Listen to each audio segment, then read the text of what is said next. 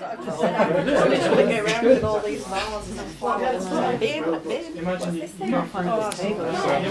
I would get the table out of the way and have the table there, and then we just need an open space. Because some people just like being on the floor. So for me, the feel when I walk in is I just have an issue with the whole cabinet and the pencils and the leaflets, and it just feels very like walking into. I don't know. I don't even know. But it's not like. Oh, do you feel? I feel like I've walked into a bit of a B&B. Yeah. And like that, like I'm expecting someone to come round the corner and be like, oh, you know, like. I said it was like a hostel. Yeah, that kind of feeling, and I suppose it takes away from you appreciating the building itself. And I understand, like, people are here not to really, you know, look at the architecture of the house and that kind of thing, but actually those simple things like being able to appreciate something that makes in you feel front of you better can actually have a positive effect on you, and it can almost make you feel like you've come into a nicer space if you've not got to be there signing the thing and looking at all the leaflets and the signs telling you what to and not to do, and you can actually just look and think, actually, doesn't the light look really nice coming through that door? Yeah. It's nice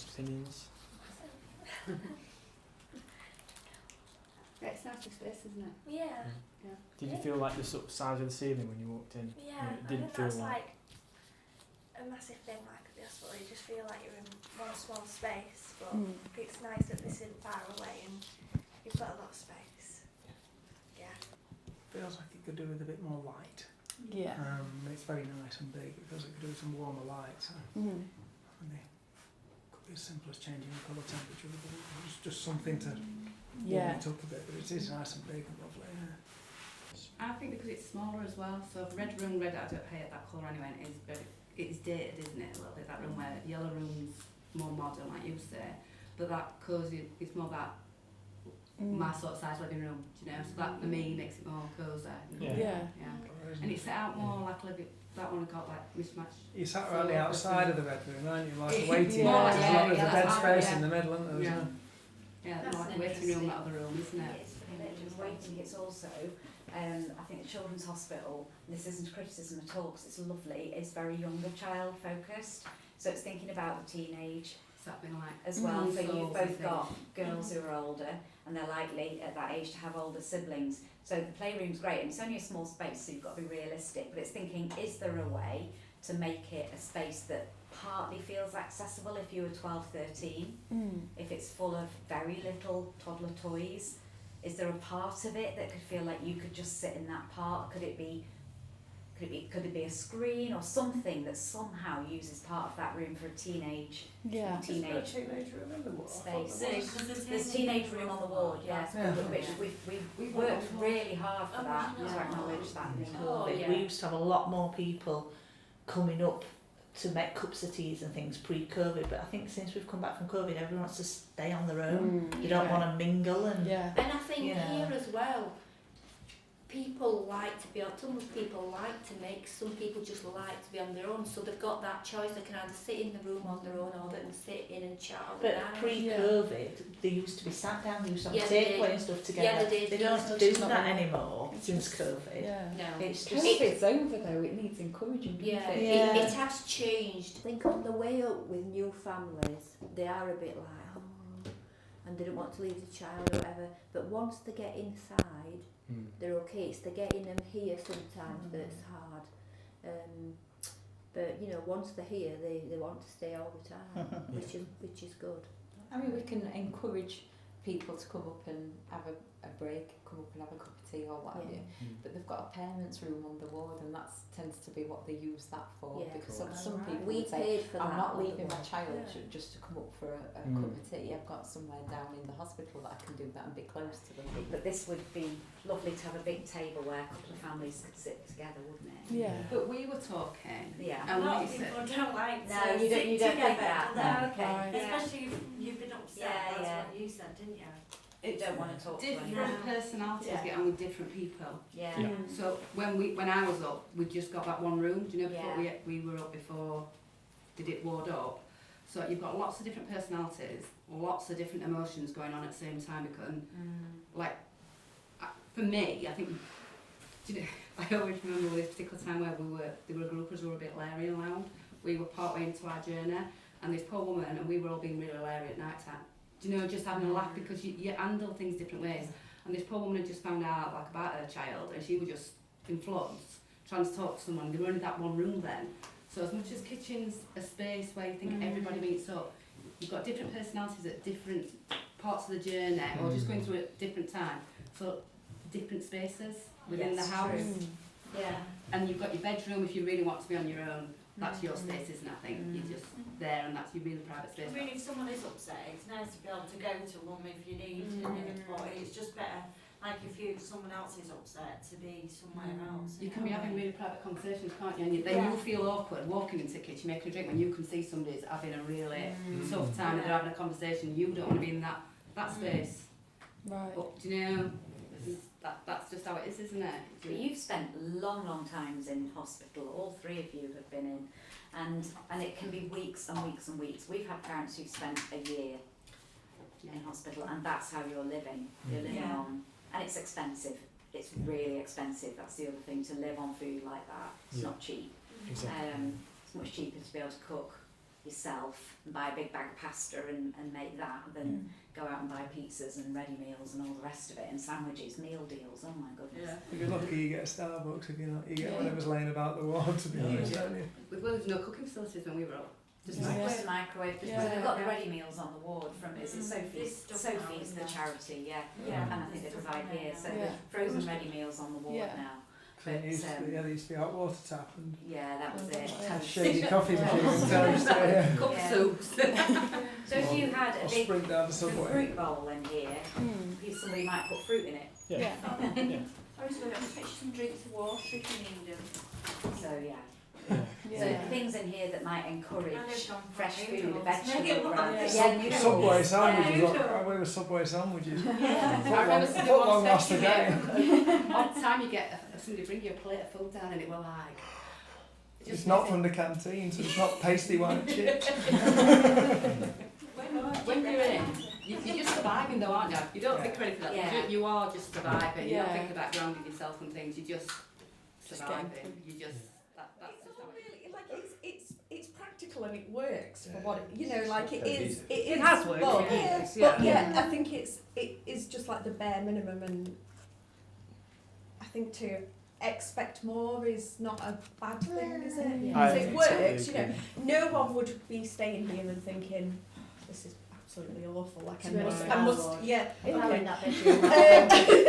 But I think they're probably people just are very we're grateful we've got a bed yes, and that's it. But that shouldn't stop us from thinking. But the best hotel shouldn't stop us from setting neutral, standards. and you come in and it just looks cosy and inviting. With that, it's like your eyes are on. If you rented this house as an Airbnb for a weekend away, you'd be a bit like. And it's got potential. That's the thing. It's got so much potential. It reminds me of my days, younger in Blackpool when you've seen it in a £20 for a room, and that's what they look like. 1997 when Princess Diana died, if that's the year she died. I remember being in a hotel in Blackpool, and in that is where I am. I've got it.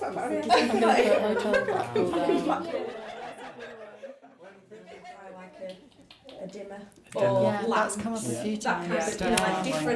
Different types of lighting that you can use. One thing I noticed is the temperature's very inconsistent. So you come in and it can feel very warm, and then you go into different rooms and it feels very cold. Then the hallway upstairs, I don't know if anyone else felt it was quite warm as you walk between the rooms. I don't know if it has to be like that because it's heating the whole house, but it just felt very warm. I've also seen standalone heating. In all the rooms.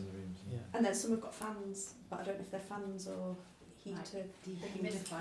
And we've just had all the new boiler and everything, haven't we? So I didn't.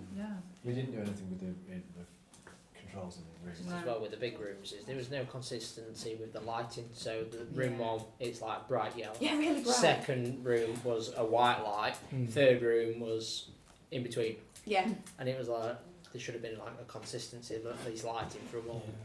And I feel like the furniture just dictates what it is. It's a bedroom. There isn't, I don't know, like a chair. There's a chair to put your clothes on.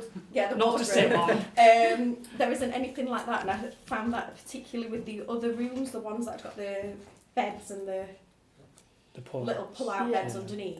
Like they're clearly family rooms, aren't they? But nothing about them screamed out to me that they were family. Okay. And now I have no experience of this, but I'm imagining if a sibling is staying here, it already feels quite scary. You know, the whole situation feels quite scary if you put yourself in that position. And I just sat on that bed and it just felt like just so cold, as and there wasn't anything. It wouldn't be very Yeah, nice, the TV is just one TV, and it just and it faced like it did move, but it was very kind of towards the main bed and not towards the child. I don't know, it just didn't feel very child friendly, and the windows are so low, which is really nice for children, but they'd all got furniture on them or like decor bits. Now I know that as a parent I would be going like, stay away from there, come away from there. You know, like there's a lot of cluttering, like your head's already full of stuff. But as a little child I can imagine it would be quite, I put too many knickknacks. A scary, There's a lot of knickknacks. a scary place. That's to the B&B feel. And you know, we were doing this like sort of in the kitchen talking. There's this little cat there, and that made me want to go outside. You know, that made me sort of be in and out. But I guess it's if the cat's a metaphor, it's like what's bringing you outside. You know, if there was nice seating that was dry, it wasn't mouldy, and you didn't get all your And it is just like having some space for some fresh air, because people will have gone from the hospital, which has no fresh air, to coming in here and having no fresh air. And I think fresh air for that like mental well-being, you can almost invite people into that without it being like, come and do this for your mental, you know, for your mental health, get outside. You don't need to do that, just make it a better, more inviting atmosphere that people do just naturally. There are all the trees right on the like prow of the road, and then there's a concrete path that comes around. There's a patio out here. Right. I don't actually have, because we're talking about the outside now, so we do sometimes have problems with students who are pissed, who will come on to jump things over. So we have talked before, haven't we, about, you know, maybe making it a bit safer or whatever. I don't know. Okay. I mean, the risk is still there, isn't it? Yeah, it just in my head. It just feels safer around you, whereas I think outdoor space that's accessible would be really nice. But for I always just like the idea of multiple families being able to use the space. Or how lovely would it be if, you know, a family is staying here and the grandparents come to visit, you know, and having coffee. That kind of like nice. And I think from our point of view, again, like where you were talking about like the mental well-being of people, whatever can be done to keep people who can work in work is really important, because anyone that it can help, I think that it's really important if we can try and do that. Sure. But also if someone wants to use their desk as a beauty space, let them do it. Well, at the moment we can't get safe access to it, so it's really whether we can. You know, one of the questions, these guys have got the option as a group to, if one of them wants to pursue a way of making those stairs usable, then that's. It is such, it's valuable space, isn't it? But there's we can't get any